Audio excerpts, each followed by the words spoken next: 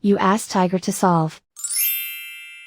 This deals with linear equations with one unknown. The final result is x equals -6. Let's solve it step by step. Group all x terms on the left side of the equation. Subtract x from both sides. Group like terms. Simplify the arithmetic. Group like terms. Simplify the arithmetic. Group all constants on the right side of the equation. Subtract 7 from both sides. Simplify the arithmetic.